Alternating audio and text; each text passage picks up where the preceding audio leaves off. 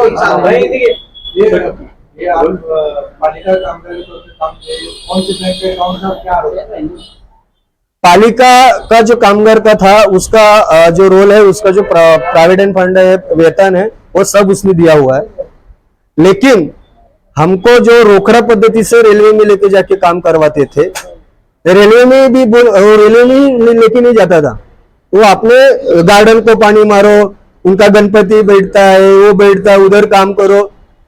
अगर आपको उस वक्त भी सीसीटीव्ही कॅमेरे देखो गेले तो मैं उनका नवसाचा गणपती म्हणून त्यांचा वाशीला बसतो, तिथे आम्ही प्रसाद वाटायला असायचो।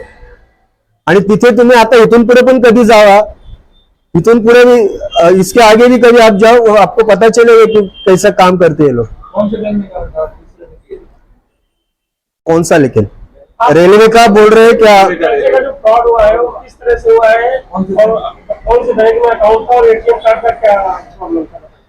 इंडस्ट्रियल बैंक वाशी ब्रांच में हुआ था, और एटीएम जो है वो ठेकेदार ने अपने पास रखा था और उससे उसने फ्रॉड किया। जब आपका अकाउंट ओपन किया गया तो किट आपको दी गई थी? नहीं दी गई थी। तो आपने मांगा था? मैंने मांगने की जरूरत क्या है? जब उसने ये उसका क्राइम छुपाने के लिए उसके आदमी लोग का नंबर देके रखा था, तो मेरे को पता कैसे चलेगा? और वो प्रूफ है मेरे पास। अभी भी फोन करेंगे तो वो बोलेगा हाँ माझा नंबर है, तुमच्या अकाउंटला दिलता। मैंने 2022 से उनको बकायदा लेटर्स दिया है। 2022 में भी मैंने अपना ये आरबीआई को कंप्लेंट किया था, अभी लोकपाल को कंप्लेंट किया है, आरबीआई लोकपाल को अभी कंप्लेंट किया है, कुछ नहीं हुआ था। इसलिए आज हमको आपके सामने आने को पड़ा। किसको कंप्लेंट किया यही जो आपको जो अभी प्रेस पत्रकार में मैंने बताया कि उन्होंने कैसा पीएफ हमारा निकाला, किस तरीके से एटीएम अपने पास रख लिए, किस तरीके से जो बैंक एम्प्लॉइज है उनको प्रेशराइज करके ये स्टेटमेंट में 2021 का स्टेटमेंट और 2026 का स्टेटमेंट में कैसा गड़बड़ी किया है, ये सब उसमें मिलके किया। शिकायत कहाँ गई? पत्र किसको दिया? पत्र नवी मुंबई म्युनिसिपल कमिश्नर को दिया है, आरबीआई के लोकपाल को दिया है, आरबीआई अपना बेलापुर में है, कस्टमर केयर उसको हमने दिया है। और उसके बाद में अभी कल आर्थिक शाखा, अभी 2 बार उनका जब आए गुन्हे आर्थिक शाखेला पण हम लोग अभी रिकॉर्ड दे रहे हैं। भाजपा नगर सेवक की बहू का नाम है कामगार के तौर पे, अपना क्या सच्चाई है? भाजपा नगर सेवक का बहू का नाम है क्या नहीं है, ये जो हमको पता चला जब, तो वो अभी इन्वेस्टिगेशन चालू है, लेकिन हमको पता है कि उसी का हो सकता है, नहीं है तो इन्वेस्टिगेशन में पता चल जाएगा। हमको किसी पार्टी पे आरोप नहीं करना। क्या नाम से? राजश्री सूरज शेवाळे। आगे की भूमिका क्या रहेगी? आगे की भूमिका यही है कि अगर ये नहीं माना तो हम लोग ये पूरा पेपर्स लेके पहला आर्थिक गुना शाखा, उसके बाद में डायरेक्ट न्यायालय में जाएंगे और न्यायालय जो कहेगा वो होगा।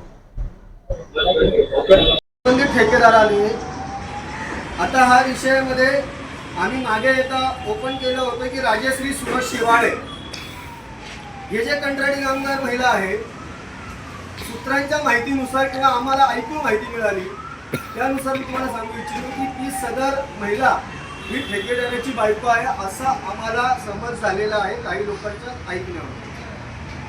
दुसरं, ती जी महिला आहे ती महिला 2 फेब्रुवारीला म्हणजे फेब्रुवारीमध्ये ती बाळंतन होते,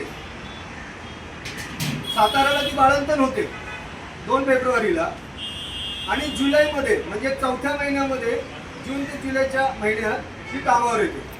शक्य आहे का?